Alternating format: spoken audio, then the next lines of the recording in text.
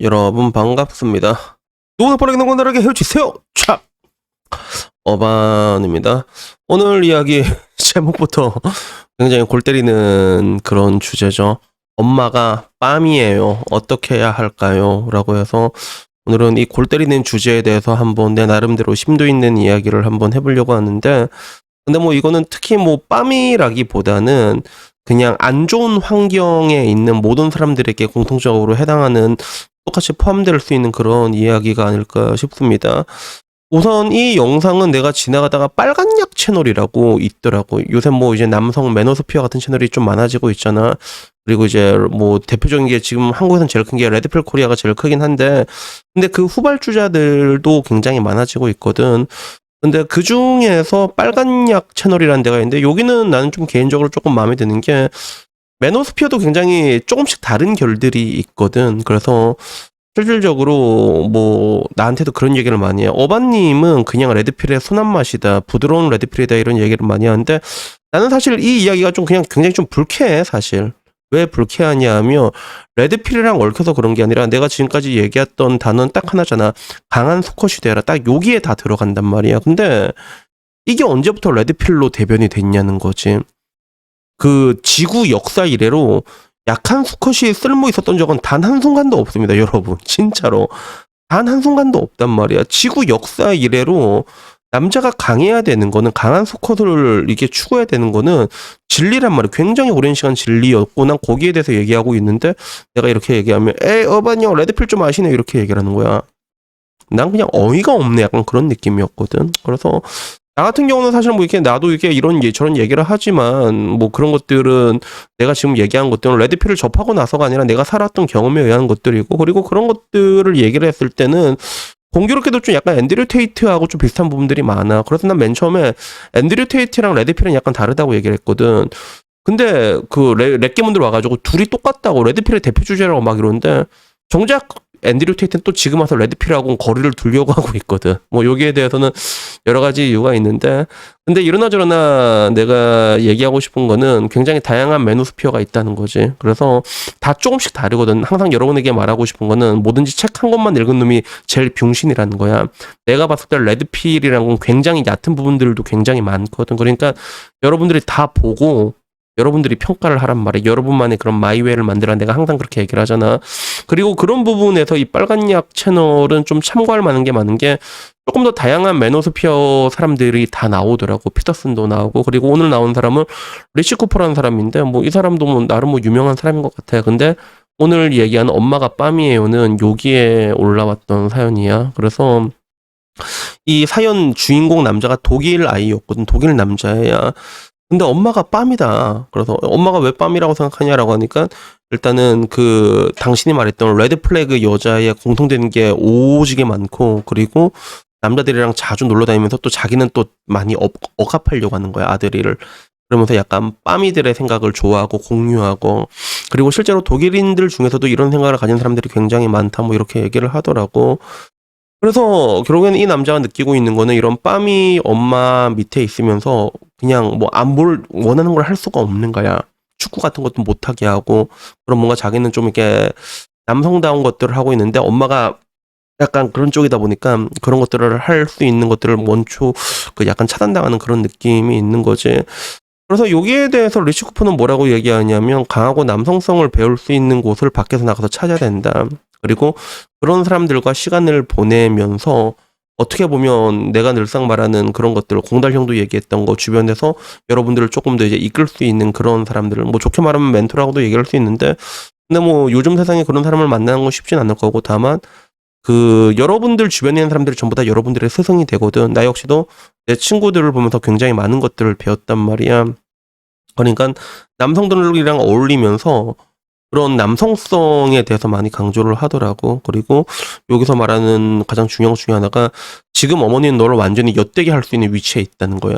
그래서 리치 쿠퍼는 엄마가 빰이면, 그러면 일단은 나가서 남성적인 사람들을 많이 만나라.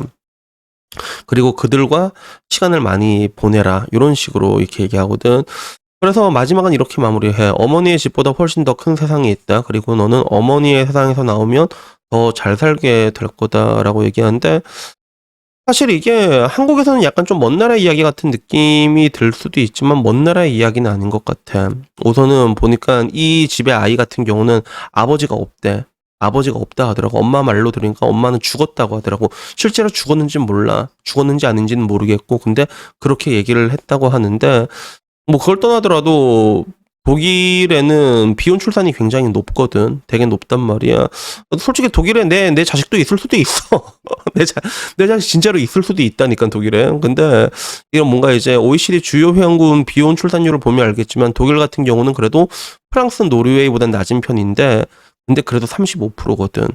뭐 미국, 영국은 한 40%대고 프랑스, 노르웨이, 스웨덴은 50%대고 근데 이런 관점에서 한국에서 이런 가정에서 날 확률은 되게 근소하게 낮다고 볼 수밖에 없는 게 우리 한국이나 일본 같은 경우는 비혼 출산율이 2%도 안 나온단 말이야.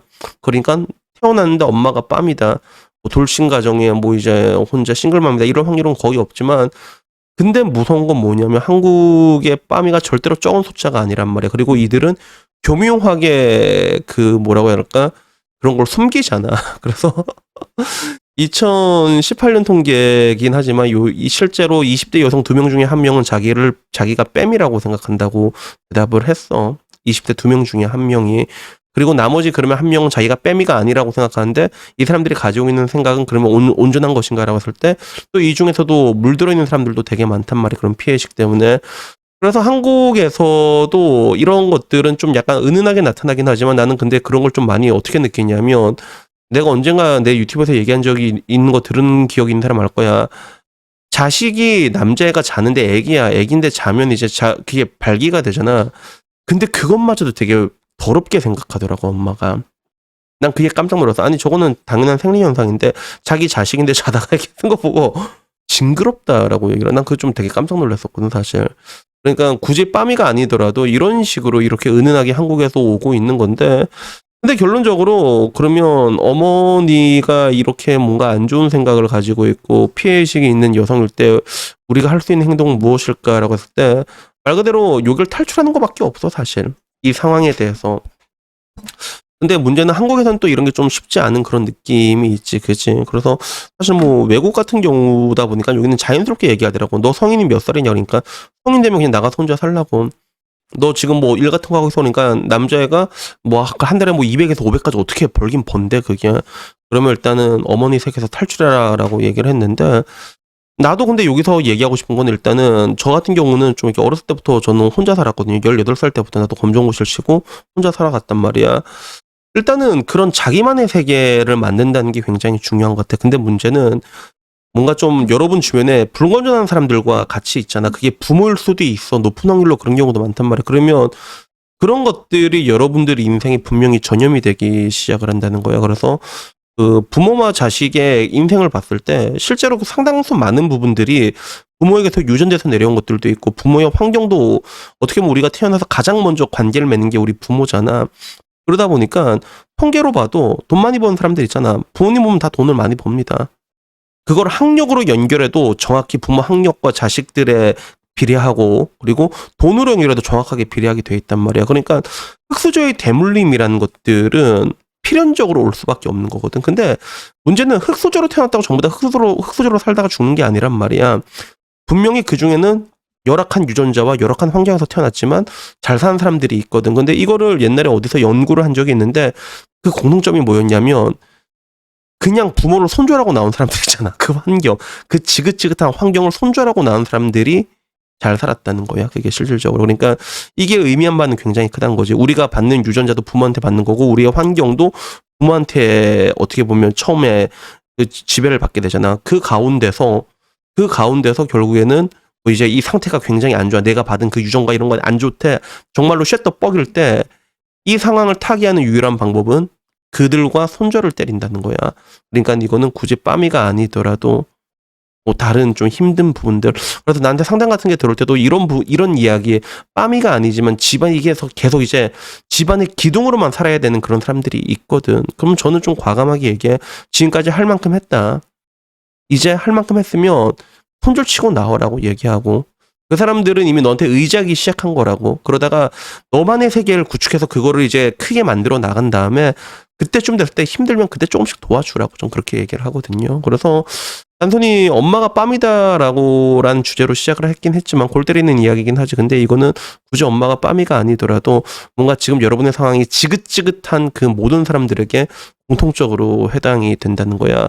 결국에는 그 안에서 여러분들이 계속 지배를 받게 되고 그 안에서 영향을 받게 되면 결국에는 크게 될 수가 없다는 거야. 결국엔 그 타성에 젖어가지고 비슷하게 그 종국에는 비슷해지는 그런 일들이 일어나게 되니까 지금 여러분들의 상황이 이것과 유사하다고 생각을 하면 정말로 이제 그런 것들을 끊어내고 여러분만의 세계를 한번 만들어내라고 저는 여러분만의 세계를 구축하라고 그런 얘기를 하고 싶습니다. 뭐 거창한 게 아니라도 돼. 그냥 나가가지고 독립은 최대한 빨리 해. 조그만 원룸에서 전세 월세 주고 살더라도 조그만 원룸에 그냥 고양이 한 마리 기르더라도 여러분들의 세계를 만들고 그런 것들을 확장시켜 나가라는 얘기를 하고 싶습니다. 여튼 오늘 이야기는 여기까지입니다. 이상입니다. 감사합니다. 자, 복돌이, 일로 와. 야옹해, 빨리.